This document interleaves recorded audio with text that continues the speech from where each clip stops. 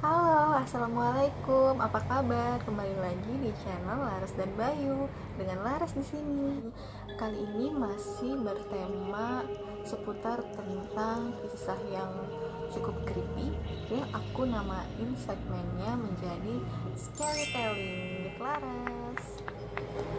Semoga kalian suka ya.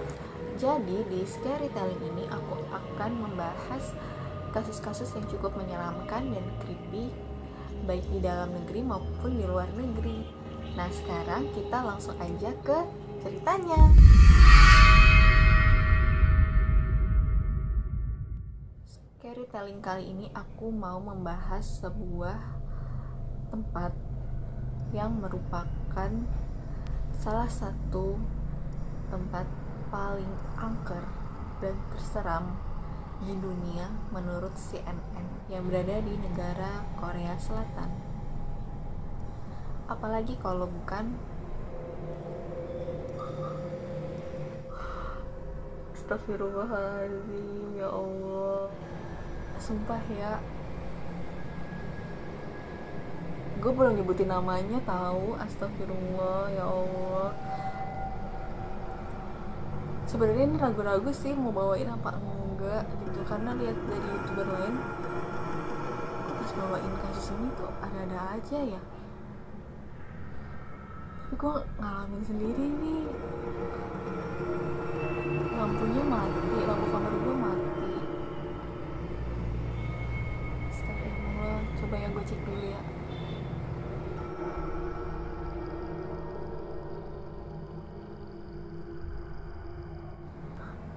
Nah, ini lampunya udah nyala lagi nih. Oke. Astagfirullahaladzim, bismillahirrahmanirrahim. Astagfirullah, nggak tahu ya, ini kebetulan mungkin ya. Oke, ini mungkin sebuah kebetulan ya. Bismillah. Seperti yang kalian mungkin sudah tahu, ini adalah rumah sakit jiwa Gonjiam yang berada di Korea Selatan. Nah, sebenarnya nama asli dari rumah sakit ini adalah Namyang Mental Hospital, terletak di Gwangju, kota Gwangju di Korea Selatan ya teman-teman. Nah, rumah sakit jiwa ini tuh berdiri di tahun 1992 dan tutup di 1996. Karena pada waktu itu pelayanan yang diberikan dari rumah sakit ini cukup baik, sehingga rumah sakit ini juga ditunjuk untuk tempat rehabilitasi atau tempat perawatan bagi tentara-tentara yang mengalami seperti depresi. Apa sih yang membuat tempat ini tuh menjadi horor, angker, sampai ditetapkan menjadi salah satu tempat dari 7 tempat terangker loh di dunia. Jadi yang pertama dari segi lokasinya, rumah sakit jiwa ini berada di tengah hutan. Udah rumah sakit jiwa dan berada di tengah hutan gitu ya. Jadi ya bisa bayangin lah ya gimana gitu kan, ada rumah sakit di tengah hutan. Nah, yang kedua, menurut rumor yang beredar, kenapa sih rumah sakit ini kan lagi berjaya-berjayanya tuh, lagi bagus-bagusnya, pelayanannya juga katanya baik, tapi kenapa tiba-tiba dia berhenti beroperasi di tahun 1996? Nah, katanya nih ya guys, dokternya itu menjadi gila, ada juga yang bilang kerasukan sehingga dia memutuskan untuk bunuh diri, terus nggak ninggalin apa-apa gitu, maksudnya nggak menunjuk siapapun untuk menggantikannya. Jadinya staf-staf di sana juga pada bingung nih harus melakukan apa, dan akhirnya rumah sakit itu ditinggalin gitu aja teman-teman. Terus ada juga yang bilang kalau rumah sakit itu tuh dijadikan tempat penelitian uji coba. Jadi dokter-dokternya itu melakukan uji coba gitu kepada pasien-pasiennya. Ditambah lagi ada 42 orang pasien di rumah sakit tersebut yang bunuh diri secara massal. Terus keluarga-keluarga pasien tersebut juga memilih untuk tutup mulut. Jadi benar-benar kayak semisterius itu kasusnya, kenapa mereka bisa bunuh diri massal gitu kan. Adalah rumor-rumor yang beredar di sekitar rumah sakit, dan tingkat kehororannya ini makin bertambah karena rumah sakit itu nggak ditinggalin dalam keadaan kosong, cuman gedungnya doang gitu, enggak, tapi rumah sakit itu tuh ditinggalin dengan fasilitas-fasilitas yang masih ada di dalamnya gitu sih. Ada kasur-kasur pasien, terus masih ada jas dokter yang ngegantung, terus masih ada buku yang setengah dibuka. Jadi kayak peralatan sama perabotannya tuh nggak diambilin gitu, nggak cuma ninggalin gedung kosong doang, tapi juga ditinggalin sama isi-isinya. Bener-bener ya udah gitu, cuma keluar bawa diri aja gitu kan.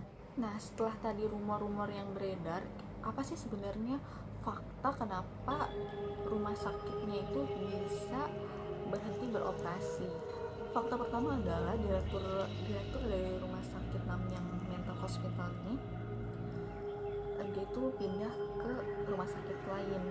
Terus fakta yang kedua, pemegang sahamnya kayak orang yang punya modal untuk rumah sakit ini itu meninggal karena sudah lansia gitu ya, memang udah waktunya meninggal gitu, nggak ada penyakit yang aneh, nggak ada, bukan karena bunuh diri gitu kan. Fakta selanjutnya adalah bahwa rumah sakit ini tuh mau dibangun saluran air atau saluran limbah gitu yang biayanya itu cukup mahal. Jadi karena biaya mahal banget, ya udahlah ini nggak usah dibangun, terus rumah sakitnya ya udah nggak terusin lagi gitu. Sedangkan pewaris dari rumah sakit ini dia nggak mau melanjutkan bisnis orang tuanya ini karena biaya pajak untuk ganti namanya aja itu sekitar 40-50 miliar gitu. Jadi itu adalah fakta-fakta yang terjadi kenapa rumah sakit Bonjem itu akhirnya tidak lagi beroperasi. Tapi yang menjadi bahan pertimbangan gue di sini adalah walaupun itu rumah sakit berhenti beroperasi, kenapa peralatannya itu nggak dibawa gitu? Harusnya ya kalau memang berhenti beroperasi ya udah tinggalin aja gedung kosongnya, tapi ini tuh full, semua peralatan dan perabotannya itu masih ada di dalam rumah sakit tersebut gitu, dan dibiarin aja terbengkalai. Menurut kalian kenapa? Coba komen di bawah ya. Nah teman-teman, walaupun rumah sakitnya seangker itu, se-creepy itu, sehoror itu, tapi ternyata banyak juga loh orang-orang yang penasaran akan keangkerannya. Banyak banget orang yang pengen ngerasain sensasi horor di rumah sakit tersebut dan berbondong-bondong ke sana untuk uji nyali di rumah sakit jiwa tersebut. Apa kalian juga berminat? Kalau gue sih kayaknya enggak nih, karena barusan lampu kamar gue mati aja, gue udah jiper, apalagi gue kesana. Makasih banyaknya orang yang kesana itu sekitar 1000 pengunjung per tahun. Gila, udah kayak wahana di Ancol deh kayaknya. Nah saking banyaknya orang-orang yang ngelakuin uji nyali di rumah sakit ini tuh, gerbang rumah sakitnya ini sampai dipagerin pakai kawat besi supaya orang-orang itu nggak pada masuk. Ya tapi namanya udah penasaran gitu kan, tetep aja pada masuk gitu kan, lewat jalan alternatif, lewat jalan tikus gitu kan. Karena nggak mempan nih, akhirnya polisi sampai patroli setiap 1 jam sekali lewat depan RS itu. Ya ampun, sejam sekali loh, bayangin mobil polisi lewat situ. Saking segitunya dijagain. Terus di sana juga dipasangin CCTV. Bangunan tua gitu yang udah nggak tempatin apa-apa tuh dipasangin CCTV dan dipatroli sama polisi 1 jam sekali. Saking banyaknya pengunjung yang pengen uji nyali di rumah sakit itu.